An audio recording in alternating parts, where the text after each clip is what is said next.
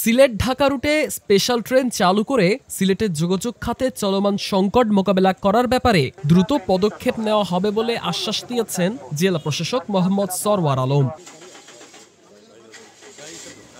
মঙ্গলবার সকালে Sylhet railway station পরিদর্শন শেষে সাংবাদিকদের সাথে আলাপকালে একথা বলেন তিনি। মাত্র কয়েক মিনিটে অনলাইনে টিকিট কেটে নেওয়া কোনো সিন্ডিকেটের কারসাজি কিনা সে বিষয়ে খতিয়ে দেখা হবে বলে মন্তব্য করেন তিনি। জানা গেছে, যাত্রী হয়রানি, টিকিট কালোবাজারি, ট্রেন ও বগি সংকট সহ রেলওয়ে অনিয়ম দুর্নীতির নানান অভিযোগে জর্জরিত সিলেট রেলওয়ে স্টেশন। পরিদর্শন শেষে জেলা প্রশাসক সাংবাদিকদেরকে বলেন, টিকিট কালোবাজারির দৌরাত্ম্য কমাতে এখন থেকে এনআইডি কার্ড যার টিকিট তার, এই পদ্ধতি চালু করা হবে।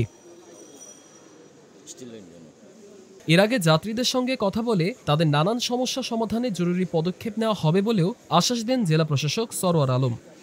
যে আমি গ্রহণ করলে কিন্তু আমার টিকিট আমাকে কী করতে হবে, এনআরএর সাথে মিলতে হবে, এবং তখন থেকে মোটামুটি আমরা আশা করি সেটা কমবে। এরপরে কিছু সমস্যা থাকতেই পারে, সেটা দেখি আমরা কি অ্যাড্রেস করা যায় আর কি। এখন সমস্যাটা হচ্ছে আপনি সবগুলো প্রবলেম কিন্তু একবারে সলভ করতে পারবেন না। মানে আপনি ধরেন এখন যদি আমি ওই যে বয়স্ক মানুষের জন্য যদি ছাড় দেওয়ার চেষ্টা করি, তাহলে কিন্তু এখানে কালোবাজারের সুযোগ পাবে।